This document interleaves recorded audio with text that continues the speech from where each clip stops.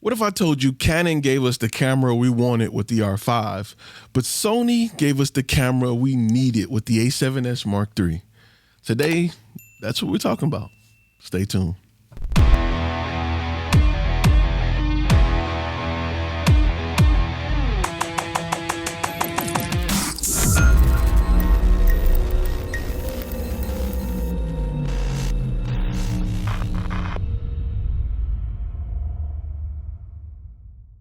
What's going on, guys? If this is your first time on this channel, my name is Ty Turner, and FlashFilm Academy is a channel dedicated to the business side of content creation. If you want to learn how to do better Photoshop, how to make your sister look a whole lot cuter under all that lighting, this is not the channel for you. However, if you want to learn how to turn your passion into profit and learn the business side, this is the channel you need to be subscribed to. So make sure you take a few seconds and hit that subscribe button. Again, my name is Ty Turner, and I want to talk to you a little bit because gear, as we know, is a big part of the business. What you decide to invest in and how you decide to grow your business sometime in this industry lives and dies with the equipment you purchase. So today I want to talk about the main differences between the R5 and the A7S III that you need to keep in mind. 5 things that both companies have given us, and only one can be the winner. And I'm going to let you decide on that. However, I'm going to tell you which one I'm going to go with. Let's start with number 1. Of course, Canon is giving you 8K at 10-bit of luscious, beautiful, high-resolution video that is just industry-leading right now, except for some Sharp camera that we were told was coming last NAB that we never got. However, Canon says, you know what? Y'all want resolution? We're going to give you resolution. Unfortunately, the thing that draws you into that camera is also the thing that would push you away from that camera. 8K at 10-bit for only 20 minutes is not something that can help me every day. Sony was very smart by not falling for this stunt, for this ploy, for listening to people who don't really use their cameras every day, who aren't really editing or handling or working with these files. People who are just resolution hungry.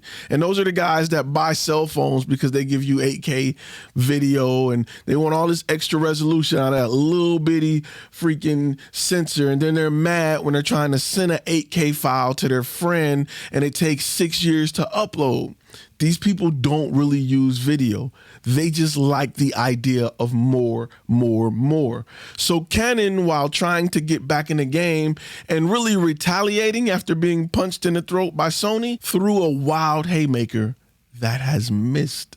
The haymaker that it threw that we thought was going to be big and bad didn't have enough heat on it. It was a big punch, but the follow through was terrible. 8K is great. The resolution is great. The fact that you can only get 20 minutes of usable footage out of this camera before it has to cool off for another 20 to 30 minutes for a video guy who wants to use his camera is unacceptable. The thing that draws us in is what's repelling us, is what's pushing us back. And it's a no-go. The Sony A7S is giving you 4K, right? 4K 10-bit internally and 16-bit externally. 16-bit externally. The Canon is only giving you 10-bit externally as well. So you're only getting 4K externally. So you can't even output the 8K. You can't even say, okay, camera, you're heating up too much. Send it to my IBIS recorder. Let the recorder do the work. You just send the signal. Don't heat up. Don't worry about it. It's a no-go. Number 2 talks about focus and in-body stabilization. Now, let me be real. Focus for focus, dual pixel autofocus versus Sony idea of focus is about as even as these two cameras are on anything. They pretty much cancel each other out. They both offer really good autofocus in a camera body for today's standard. It's not like it used to be where Canon had a clear-cut lead. Sony has offered things like eye autofocus that Canon had to go back and catch up to. So they're pretty much even here. When it comes to in-body stabilization, Canon is said to be offering close to 8 stops compared to Sony's 5.5 stops. That is somewhat important, but if I'm a video guy, I'm buying one of these cameras for video purposes. You're not buying the R5 to take pictures. You're not. You're buying that camera simply for video. I'm just being real with you. It has great photo side, and we're not even going to address that in this video, because if you're looking at these two cameras, you're only looking at the Sony or the Canon because it says 8K, and you're looking at the Sony because it's the 7S. That's why you're looking at these two. So in-body stabilization, the win goes to Canon on that. But again, these are cameras that are lightweight. I'm going to have them on a gimbal. It's not a big deal for me. Number 3 is the most important aspect of the camera outside of its ability to stay cool, right? Outside of resolution and its ability to provide that resolution is dynamic range. The Canon is pushing about 13 stops of dynamic range. The Sony is pushing over 15 stops of dynamic range. Dynamic range is extremely important. You guys want higher bit rates, you want more data, but if you don't have the dynamic range, it doesn't matter. You might as well be shooting on 8-bit. So to get 15 plus stops, and from tests I've seen online, it's doing 15.1 stops, whereas the Canon is doing 12.9 stops of dynamic range, is a game changer, because 15.1 stops of dynamic range places the A7S alongside cameras like Reds, C300 Mark IIs, Blackmagic Ursas. It's up in the big boy cameras with the bit rate to support the color. That's very important for somebody who's shooting video. We want data to color grade, to pull shadows up, to lower highlights. That's more important to us than a 8K image. People haven't caught up with 4K. To have 8K is nice, but Sony did the right move here. And it took me some time to sleep on it and really look at which one would I really use, can I really use as a workhorse. This Sony camera is cutting into the Canon cinema lineup.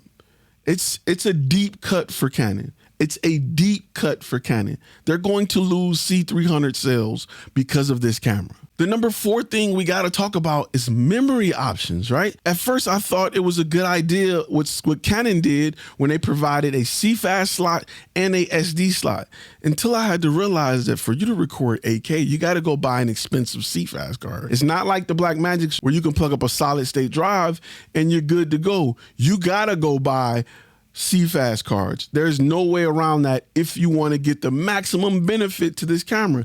And I would be mad as hell if I'm spending $400 for a card just to film for 20 minutes. Meanwhile, Sony has given you the best card slots of any mirrorless camera I've ever seen in my life.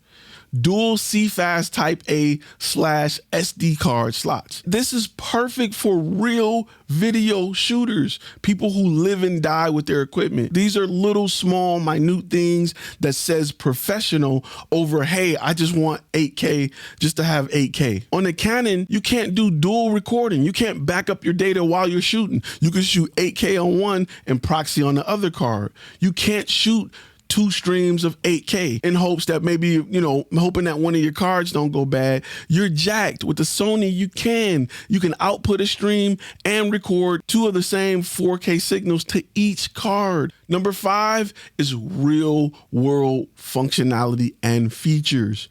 The Sony has a full-size HDMI. The Canon has a mini HDMI. Canon rolled the dice to bring you supreme image resolution, but remember, resolution don't mean quality.